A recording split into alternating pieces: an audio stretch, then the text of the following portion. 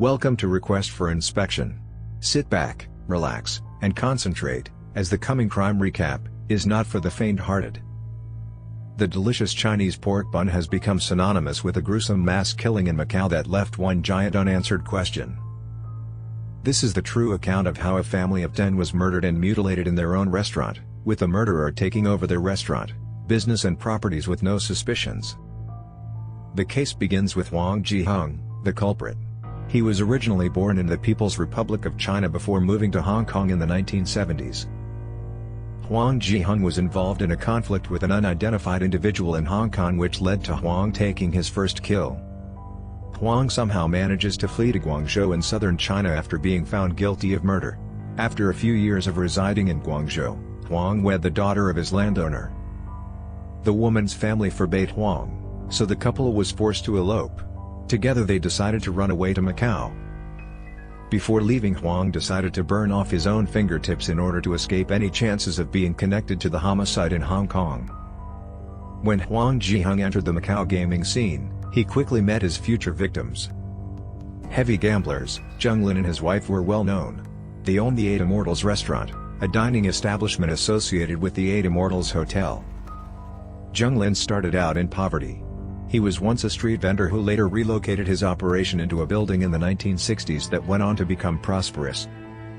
He and his entire family resided close to the restaurant, and they helped him run the business. Zheng Lin and Huang Ji-hung first came into contact after a series of high-stakes bets against one another in 1984, with Huang winning 180,000 yuan, which is roughly $25,000. The Zhengs ultimately were unable to repay the amount. They entered into a verbal arrangement that the Zheng couple would hand over their restaurant to Huang if they weren't able to pay their debts within a year. After a year had passed, the Zhengs were still unable to pay back their loan, and according to Huang, they kept losing more money to him, thus their debt only grew. Huang asserts that he was owed a total of 600,000 yuan or $86,000 by the couple. On the night of August 4, 1984, the killings took place. 9 members of the Zheng family, including the Zheng couple, were cleaning the restaurant and getting everything ready for the next day's business as of closing time. Huang entered the restaurant and requested that they pay him a small amount, which was much less than what he had originally asked for. When Zheng Lin refused to pay and refused to turn over the restaurant as he had promised, Huang became consumed with anger. Eventually, Huang Ji-hung lost his temper and broke a beer bottle, using the jagged glass that was left as a weapon. He ordered the family to tie themselves up and gag each other as he held the weapon to the couple's son's neck as a hostage. He then used his homemade weapon and either choked or stabbed the 9 members of the family. Huang stopped, realizing they had a sister who wasn't with them.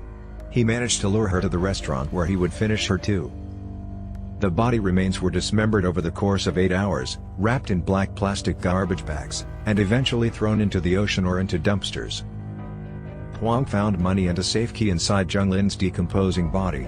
He later stayed the night at the adjacent home of one of his victims after closing the restaurant and notifying customers and suppliers of a 3-day shutdown. A delivery driver discovered the eatery shut the following morning when he read the notice. He then proceeded to the residence of the family, where Huang Ji-hung was. Huang simply replied to the delivery man that the family had left for a trip to the mainland when asked where they were. Believing he had managed to get away with the mass murders, Huang reopened the eatery and took over the management after 3 days. At Hoxha, a nearby beach, on August 8, 1985, a year after the actual killings, a swimmer discovered 8 fragments of human limbs, including 4 right hands. At first, it was thought that either drug traffickers were at fault or these were victims of shark attacks. Both theories, however, turned out to be false when the autopsy results came in. The limbs were discovered to have been precisely sliced, indicating that they had been amputated. This led to a police inquiry and a search for those who may have gone missing. In the following days, forensics discovered that the limbs belonged to 4 separate individuals. 3 further body parts were discovered on Macau's beaches over the ensuing week. In 1989, the final remains connected to the killings were discovered in a landfill. Police determined the limbs belonged to the Zheng family after learning that a full family of 10 were missing as reported by relatives. They finally pieced the puzzle together. Although the police thought it was odd that Huang was running the company, they didn't have sufficient evidence to charge him since everyone knew he was connected to the family and he had the restaurant's records in his possession. Huang also began to collect rent from the family's house in addition to running the restaurant. Huang's activities did, however, cause the police to become suspicious, and they started looking deeper into him.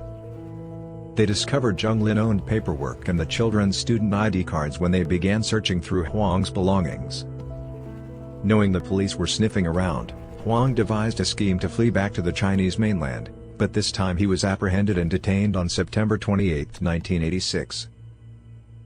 Soon after, on October 2, 1986, 2 years after the killings, he was finally charged with killing all 10 members of the Zheng family, to which he was later found guilty.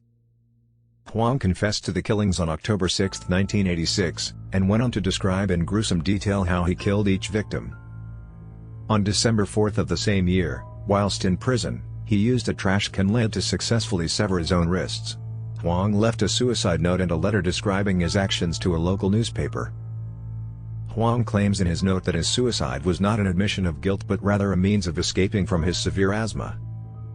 As unbelievable as it sounds, at the time of the killings, Huang was in his 50s, and so the biggest question that remains is, how did he execute the killings of 10 people, without some form of assistance? Surely 10 people could have overpowered a 50-year-old Huang if their lives were on the line. It does make you wonder if there were accomplices to Huang who are still wandering free today. It was believed that while Huang was in charge of the establishment, he substituted the Zheng family's body parts for pork meat in the establishment's famous pork buns and gave them to the restaurant customers. Is it truly possible that the other missing parts of the bodies were prepared and served? The police never made any accusations in this regard, and we might never learn the truth of what happened to the victims of the Eight Immortals killings. Thank you for watching, and subscribe for more gruesome crimes that shook the world.